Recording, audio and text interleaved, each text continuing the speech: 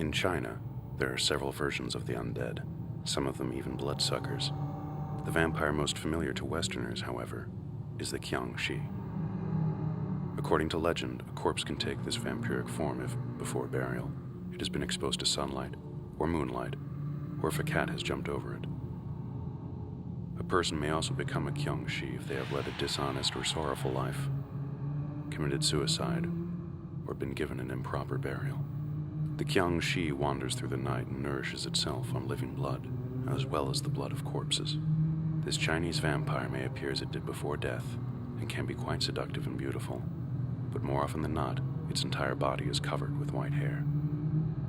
Some tales indicate that the Qiangxi has poisonous breath, cannot climb ladders or cross moving water. The only way to destroy this creature is to cremate the corpse.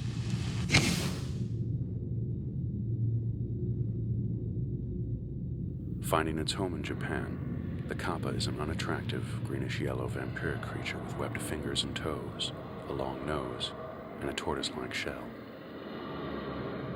The kappa lives in or near bodies of water, preying primarily upon horses and cows by draining them of their blood. On occasion, the kappa has been known to venture forth from its habitat to terrorize humans and steal their livers. These odd vampires also have a taste for melons and cucumbers. A person can protect his or her family from the kappa by writing the names of family members on a cucumber and throwing it into the water where the kappa lives.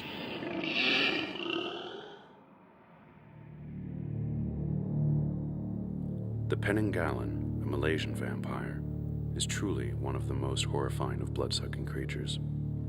During the day, the Penanggalan is a beautiful, serene woman. At night, her head will detach from her body with her stomach and intestines dangling below her neck. This creature soars through the night searching for children whom she exsanguinates.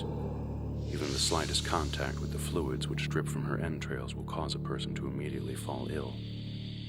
Thorn bushes offer the best protection from the Penanggalan, as their viscera get caught and tangled when they try to pass. Legend has it that the Lang Suyar, also from Malaysia, was once a beautiful woman who, after giving birth to a stillborn child, became so distressed that she turned into a vampire. The Lang Suyar has been described as a banshee-like flying demon with beautiful, ankle-length black hair and long fingernails. She wears a long green robe and preys on children, sucking their blood through a hole on the back of her neck. To tame this vampire, one must cut off her hair and nails and stuff them into the hole in her neck.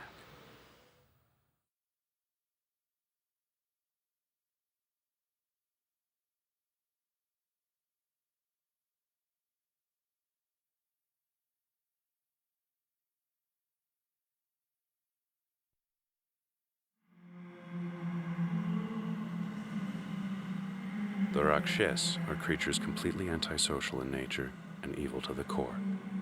All wickedness in thought, word, and deed is attributed to these horrifying demons.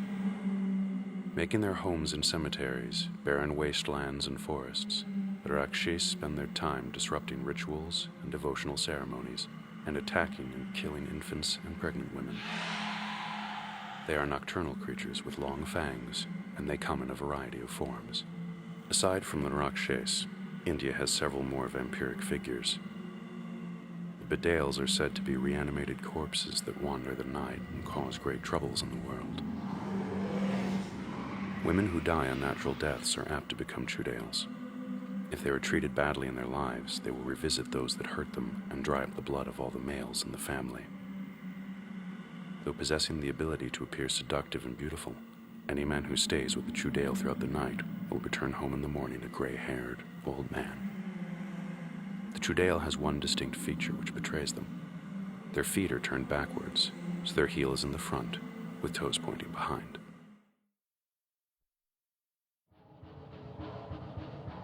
The Yarmayahu comes from Aboriginal cultures in Australia. Described as a 4-foot-tall red man with octopus-like suction cups for hands and feet, this vampire has no teeth, but can purportedly swallow a person or animal whole with its giant head and mouth. The Yarmayahu lives high up in wild fig trees where it awaits unsuspecting prey. When a person approaches too closely, the little red man leaps down upon them, The Yarmayahu rarely kills the victim, however. The creature swallows the victim whole in a single gulp. Once satiated, the creature drinks some water, becomes drowsy, and then takes a nap. After it rests, it regurgitates the undigested portion of the person. Though this generally doesn't cause the victim to die, enough encounters with the Yarmayahu will certainly cause the victim to turn into one.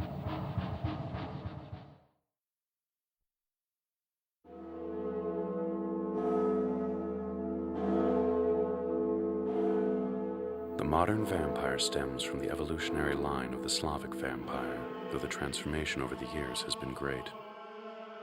The Slavic vampire first emerged in the Balkans at the beginning of the 9th century, and over time became a very significant figure in Slavic mythology.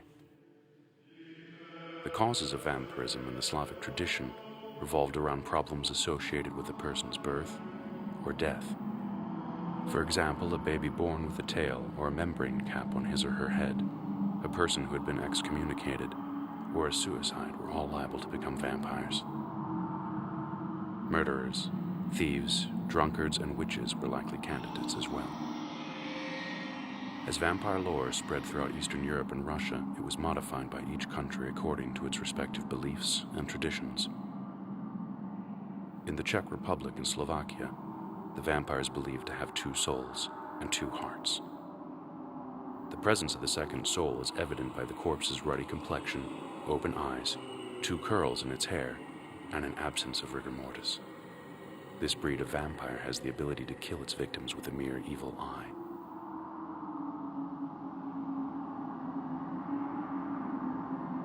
In Poland, a person with a red face and a hyperactive personality is thought to be a future vampire. These types must be watched very closely. The Russian vampire, or upir, has the ability to capture a victim's gaze with its evil eye and lead them to their grave. In the mid-15th century, Vlad Tepes, also known by the surname Dracula, was the Prince of Wallachia, an ancient kingdom now part of Romania. Vlad was the historical figure on which Bram Stoker based his Count Dracula. Though not considered a vampire in his day, there was some grounding for Stoker's interpretation. Vlad was known as a most severe ruler who took great pleasure in impaling his enemies on long spikes and was even rumored to drink of their blood. The true vampire of Romania was the Strigoi, of which there are 2 types, a living vampire and an undead version that has risen from the grave. In Romania, being born out of wedlock, dying before baptism, or being the 7th child of the same sex in a family can all cause one to become a Strigoi. The Strigoi Mort were those vampires who had risen from the dead.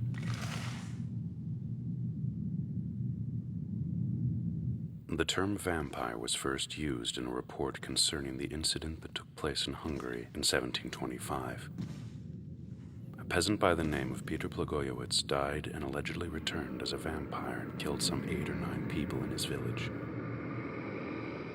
The report claimed that Peter, 10 weeks following his death, turned into a vampire, visited people on their deathbeds, and strangled them.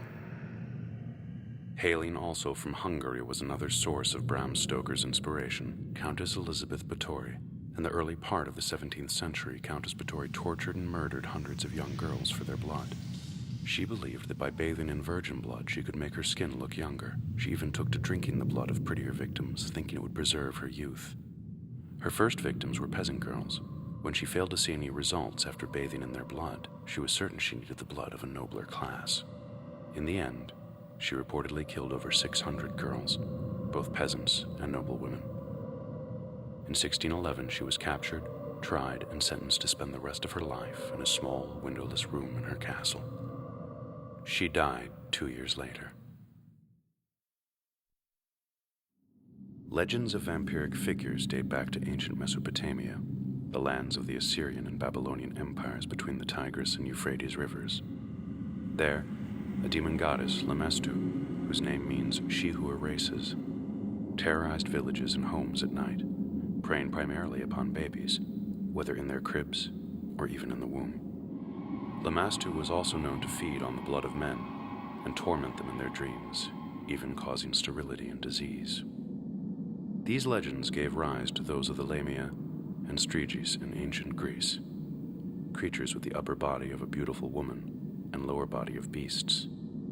As with Lammastu, the Lamia, who were part serpent, and the Striges, who were part carrion bird, preyed upon babies and children, stealing them away and drinking their blood. In more modern Greece, a person that has been excommunicated from the Orthodox Church, has committed suicide, or has suffered a violent death, may become a vrikolakas. This reanimated corpse has the ability to leave its grave every day but Saturday. The vrikolakas will knock on doors and call out the names of those inside. If a person responds, he or she will die soon thereafter. The vrikolakas grows more and more powerful with age, but can be killed by a stroke of lightning or fire.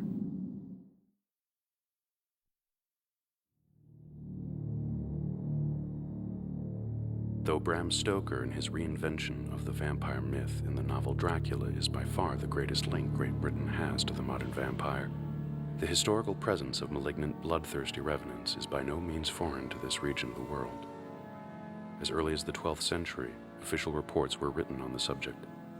Cases of the dead rising up from their tombs at night and tormenting their families and loved ones were circulating throughout the British Isles and in Western Europe.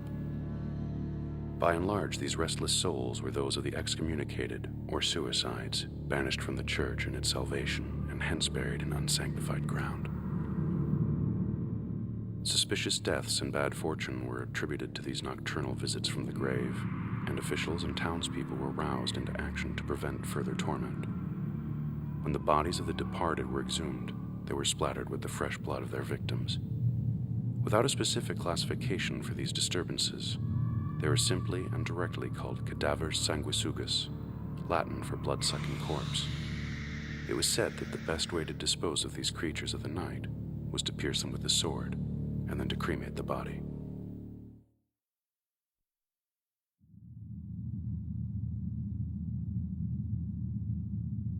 By day, the Asema takes the form of an old man or woman and lives a very normal life.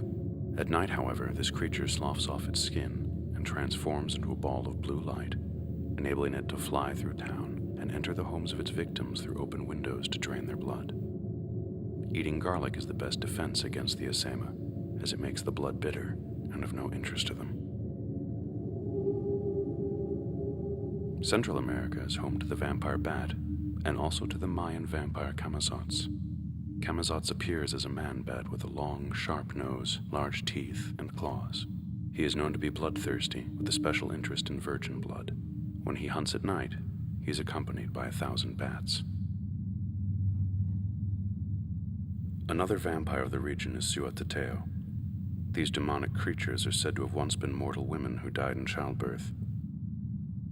The Suatateo, resentful of their loss in life, wander the night and attack children, leaving them horribly diseased or even paralyzed. A more recent addition to the vampiric creatures of the Americas is the chupacabra, which literally translates to goat sucker. This odd creature allegedly roams the countryside, sucking the blood of farm animals. To date, there have been no reports of attacks on a human, but few believers in the chupacabra think that it is outside the realm of possibility for one to do so. The chupacabra has been described by some as a reptile-like creature with quills like a porcupine running down its back, with large red eyes and a long, snake-like tongue. Sightings of the chupacabra have been reported in Mexico, Puerto Rico, and even the United States.